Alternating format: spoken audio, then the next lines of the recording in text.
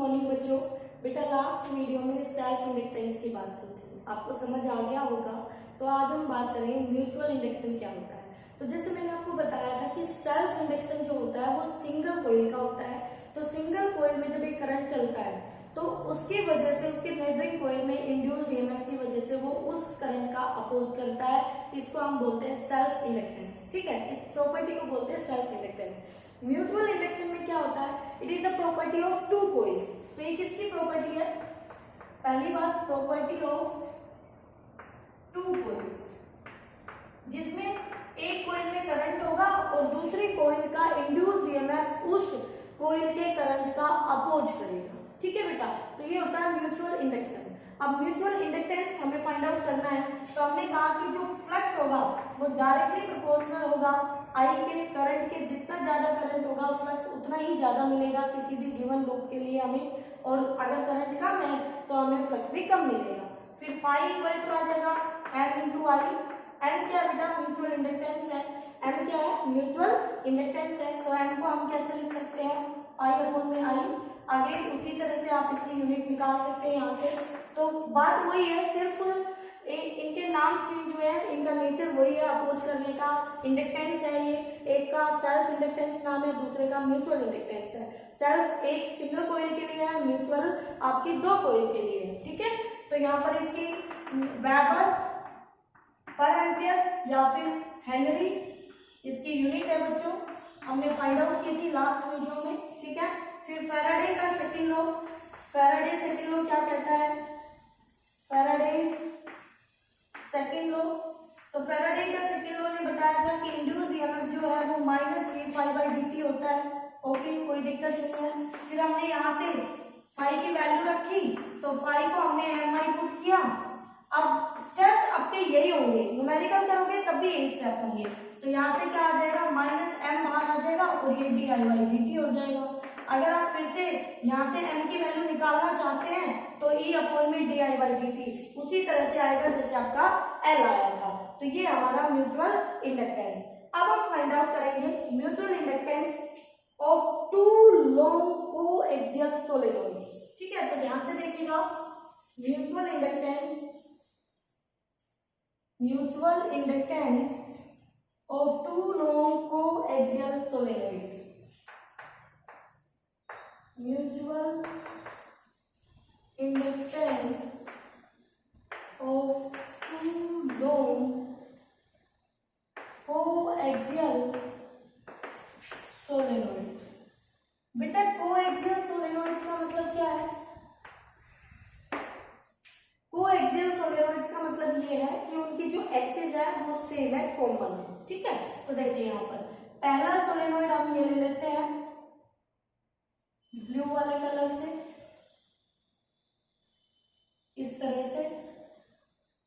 Okay, और दूसरा solenoid हम इसी के ऊपर, कोएक्सियल है तो एक्सिस सेम है, दूसरा सोलेनॉइड हम ये ले लेते हैं पिंक वाले कलर से। ठीक है, इस तरह से ये दो सोलेनॉइड हमने ले लिए। ये हमारा फर्स्ट है, नंबर 1, और ये आपका सेकंड है, और फर्स्ट में हमने करंट ले लिया आई। ठीक है, तो देखिए N1 नंबर ऑफ टर्न्स है first solenoid, number of turns first solenoid. N2 हो गया number of turns second solenoid. ठीक है, लेंथ हम दोनों की सेम लेके चलेंगे, L, ये जो लेंथ है ये L क्या है?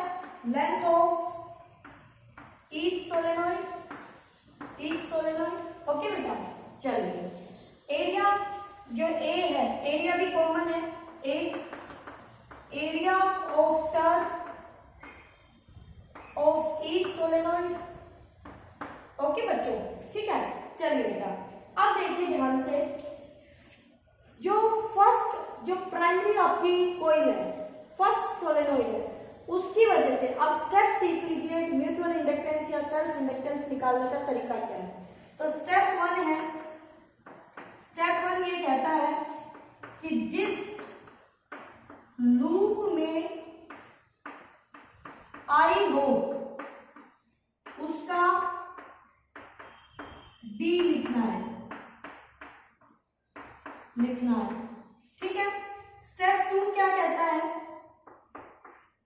कि टोटल फ्लक्स निकालिए, फाई टोटल फाइंड करना है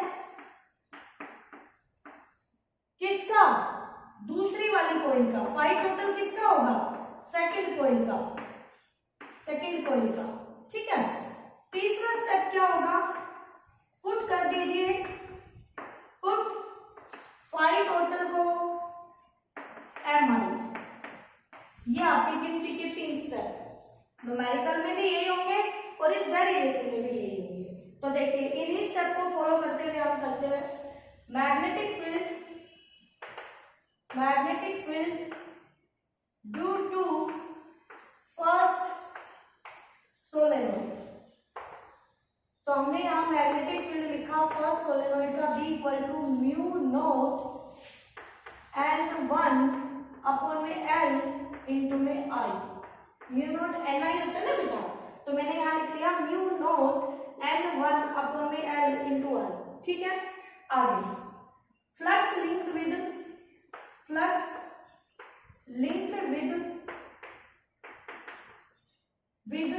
सिंगल लूप ऑफ सेकंड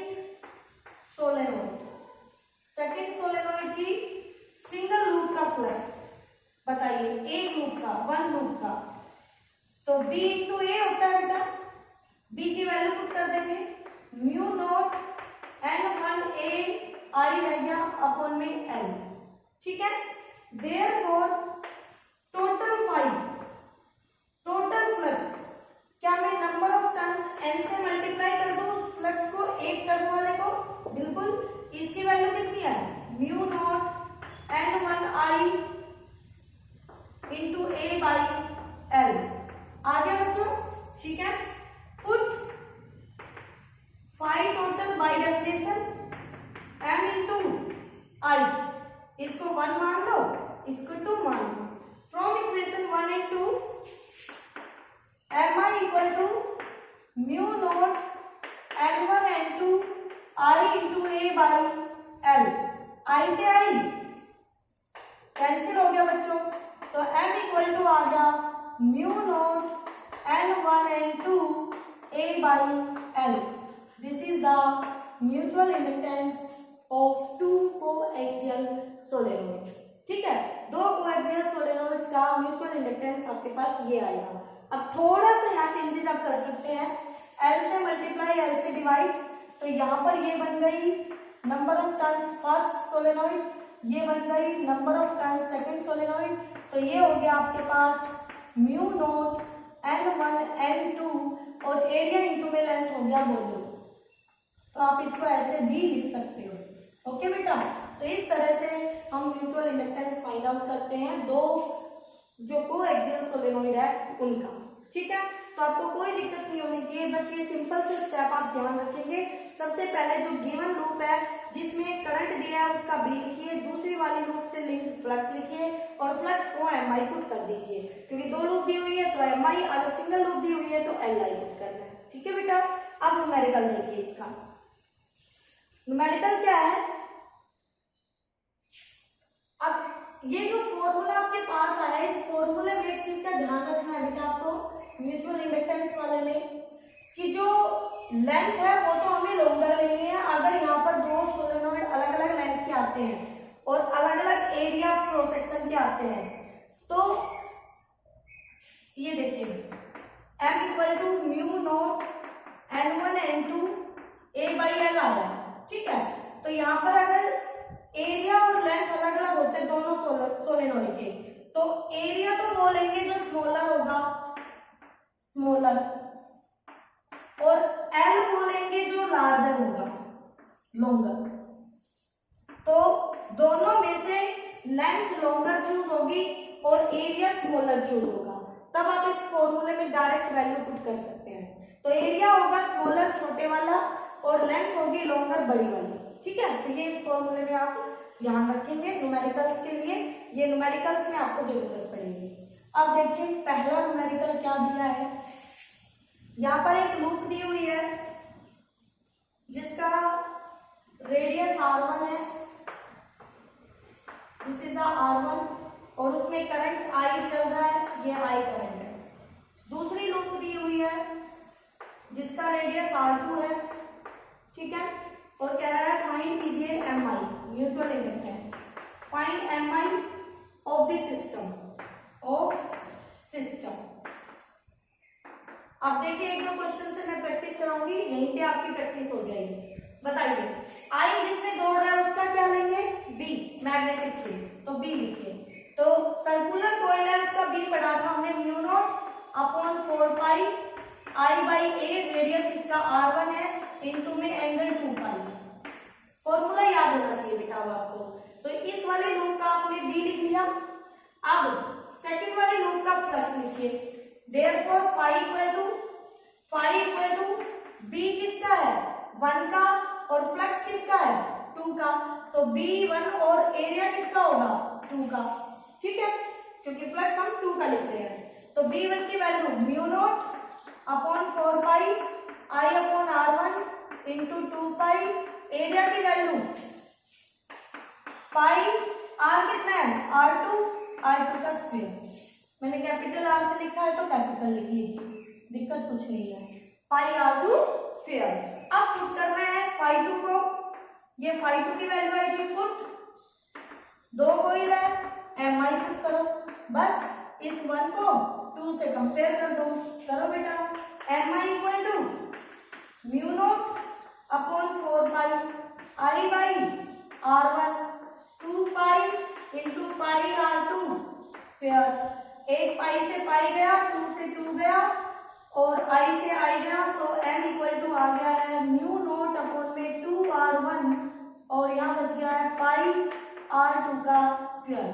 कुछ छूट गया हो तो बेटा आप देख लेना, ठीक है, ये म्यूचुअल इंडक्टेंस आ जाएगा इस सिस्टम का, ठीक है, इस तरह से आप कर सकते हो।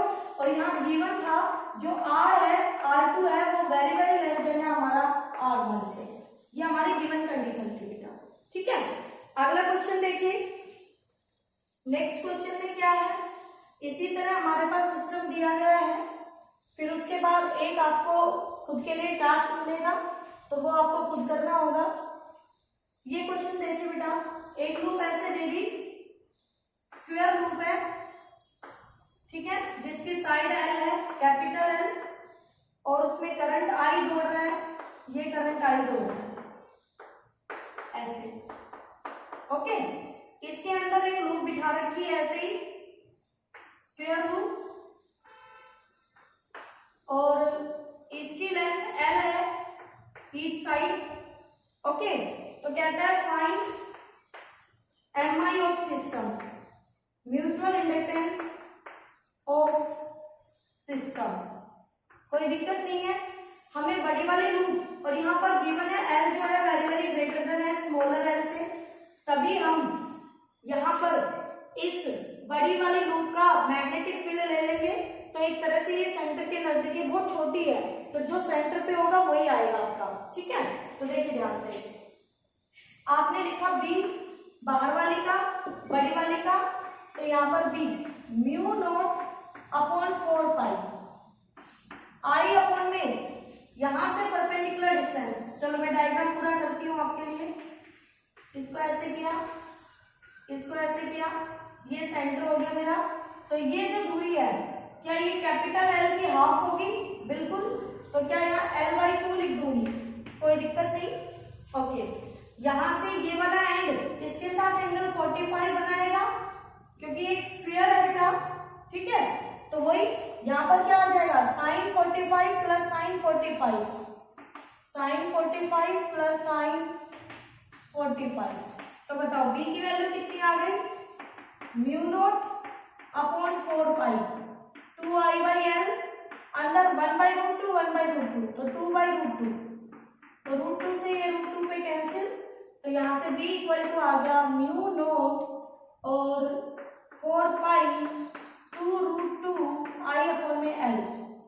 देयरफॉर फाई लिख सकते हैं आप, फाई क्या लिखेंगे, B ये लेंगे और एरिया छोटी वाली का, छोटी वाली की लेंथ क्या है L, तो चलो एरिया ये लिख लो पहले, दोनों वैल्यू रखो, mu naught upon 4 pi 2√2 by L into I, area हो गया स्मॉल एल का स्क्वायर, क्योंकि ये स्क्वायर है ना, तो इसका एरिया एल इंटू एल, तो ये एल स्क्वायर। अब फाइव को क्या पुट करना है, एम आई, ये एम आई पुट कर दिया, आई से आई कट गया, तो यहाँ से जो कैंसिल होता है वो कैंसिल कर दो, तो ये कैंसिल हो गया 2 पे, तो एम इक्वल टू आ गया mu naught upon 2 pi root 2 by L into L square, और बेटा ये आपका आंसर, ठीक है। तो आप चेक कर लेना इसका जो भी आपका आंसर आता है, ठीक है। तो बच्चों नेक्स्ट क्वेश्चन आपको योर टास्क करके मिलेगा, मैं थोड़ा हिंट दे देती हूँ आपको। आपने इसी तरह से एक क्वेश्चन इलेक्ट्रिक फील्ड में भी किया था, देखिए मैं बताती हूँ। फिर किसी बच्चे का ये नहीं आना चाहिए कि मैम ये नहीं हुआ हमसे, क्योंकि आपने किया हुआ है, मुश्किल नहीं है। वेरिएबल सिचुएशन होगी, बस आपको ध्यान ये देना है कि वेरिएबल सिचुएशन है तो स्मॉल निकालिए और टोटल के लिए इंटीग्रेट। तो बताइए, स्ट्रेट कंडक्टर दे दिया ऐसे, उसमें ये करंट दे दिया, ठीक है, उसके पास एक स्क्वायर लूप रखी है, ये स्क्वायर लूप है, एल साइड ये है, एल साइड ये है, और ये रखी हुई है बेटा ए दूरी पर, यहां से, तो ये ए दूरी पर स्क्वायर लूप रख दी। अभी सिस्टम का एम आई फाइंड आउट करना है, सिस्टम का एम आई फाइंड आउट करना है। तो हम क्या करेंगे, कहीं भी एक छोटा सा एरिया ये ले लेंगे, यहां से x दूरी पर, ये dx थिकनेस हो गई इसकी, ठीक है। तो आपने ये ले लिया छोटा सा ये, तो इसके लिए आप छोटा d5 निकाल लीजिए। अब d5 तो तब निकलेगा ना जब b, एरिया तो निकाल लोगे, ये लेंथ और ये विड्थ, dx इंटू में l, एरिया तो आ गया आपका l इंटू dx, b, अब आपके लिए b लिखना इजी होगा, क्यों, क्योंकि आपने पर्टिकुलर x दूरी के लिए b लिखना है। तो स्ट्रेट कंडक्टर का r दूरी पे कितना आता है वो b लिख दीजिए यहाँ पे, तो ये d5 आता है स्मॉल। अब इंटीग्रेट कर दीजिए टोटल के लिए लिमिट, तो ये x मैं इतना ले सकती थी और ज्यादा से ज्यादा a प्लस एल तक, तो लिमिट हो गई a से a प्लस एल तक, बस अंदर वैल्यू d5 की पुट करनी है और आपको उसको इंटीग्रेट करना है, ठीक है। तो इस तरह से आप फाइंड आउट करेंगे बेटा सिस्टम का म्यूचुअल इंडक्टेंस। ओके, कोई भी डाउट हो तो आप जरूर पूछिए।